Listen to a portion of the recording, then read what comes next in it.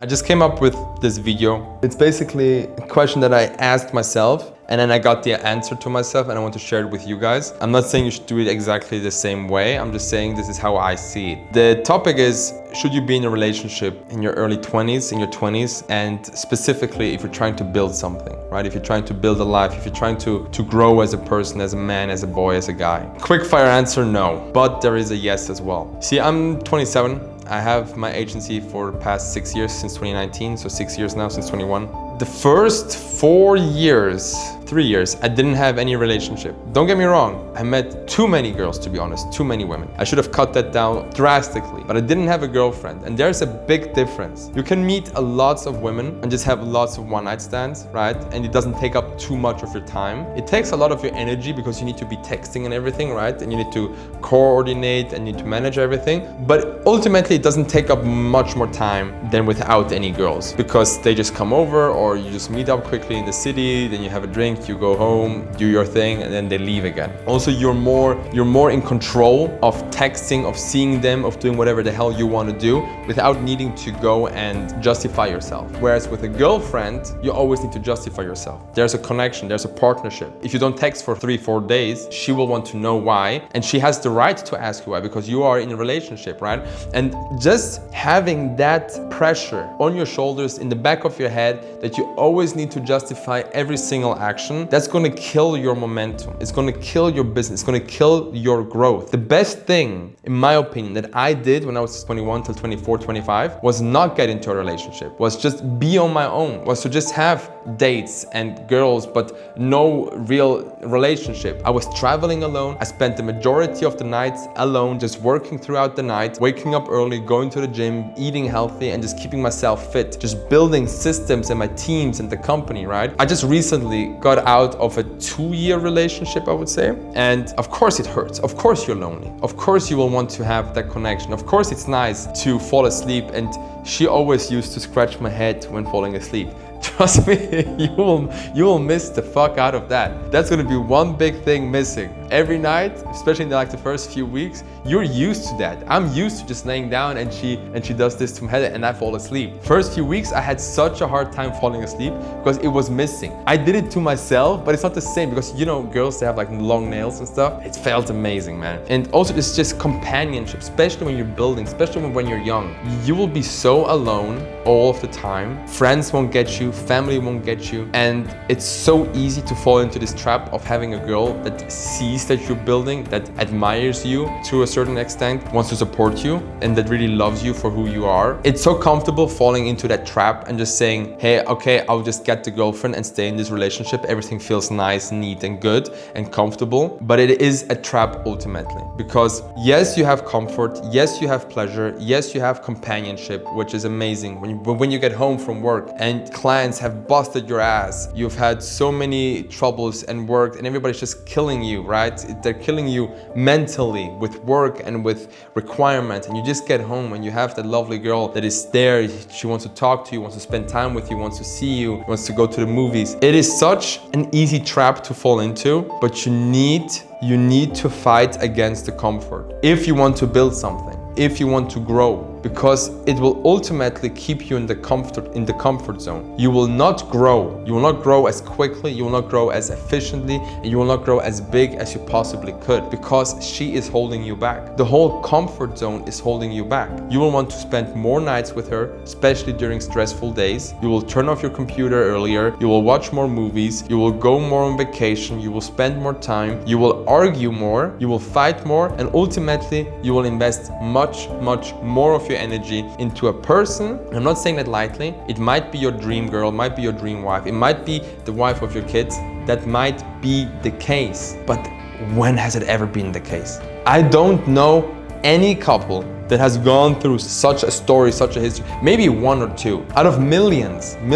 And so realistically speaking, it's never the case. And what I've also seen and learned from experience now is that at the beginning, everything is nice. After a year, you can see the shift. And then after 2 years, it's just not possible because you need to keep the grind. You need to keep grinding 24/7 the next 5 to 10 years. You cannot just take a break. But women, they're not designed, they're not built to withstand such pressure all the time, to just keep focusing on business, on hustle, on obstacles and challenges, right? They are softer in nature. They are more empathetic in nature. They need breaks, they need vacations, they need time off, right? And we need to give that to them. But you won't be able to enjoy those days off with her during your building phase. And the 20s are that. It's nothing else. 20s are here for you to grow, to build, to establish yourself as the man that you want to be when you're 30. At least that's how I see it. That's how I am living my life. I want to be the man that I want to be when I'm 30 years old. And when I'm 30, I want to be that guy. And until then, I need to grow. And that's the reason why I broke up. She was a phenomenal woman. She cooked, she massaged, she took care of me in such lovely ways. Of course, I also took care of her, right? But don't get me wrong, we did argue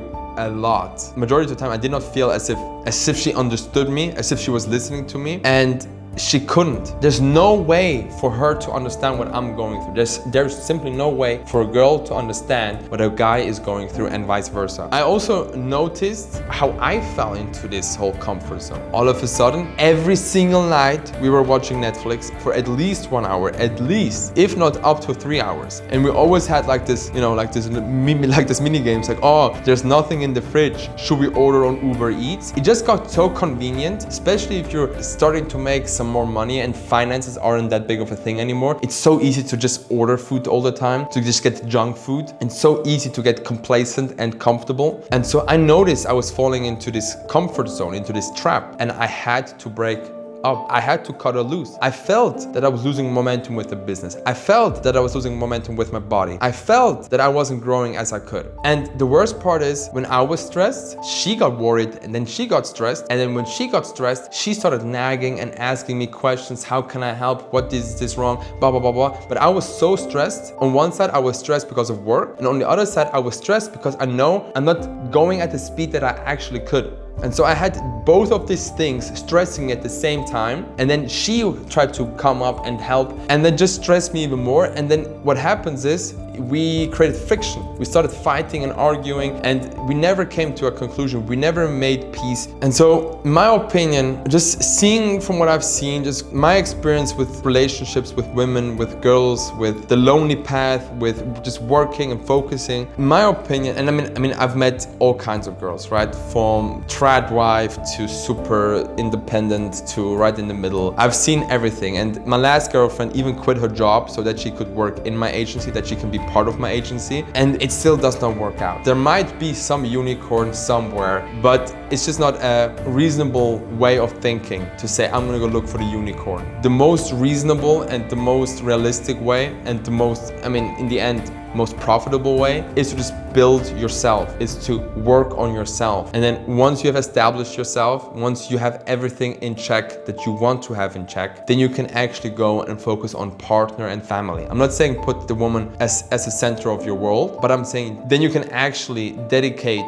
those 3 to 4 hours a day into building a relationship, because a relationship is also some kind of a business. You need to invest a lot of time, money, effort, energy into it. And the most important decision, at least in my opinion, that you will ever make in your life is the partner that you choose to spend the rest of your life with. If you choose to spend the rest of your life with the wrong partner, you get her pregnant, you marry her, and she's the wrong partner, everything that you have built, everything that you have established, everything that you have created can be destroyed within a few minutes, hours, seconds, days. She can take away your kid. She could technically ruin your finances, ruin your lifestyle. She could even murder you technically, right? If you really go and pick the wrong person, like a psychopath or so. There's this quote that I love. It says, if you get the right woman, it's like printing your own money. And it's so true. And I've seen the potential with my last girlfriend. I have seen it. With her, it was just it was just the beginning, right? It was just everything was nice. Then once reality has sunken in, then you see the issues and the problems.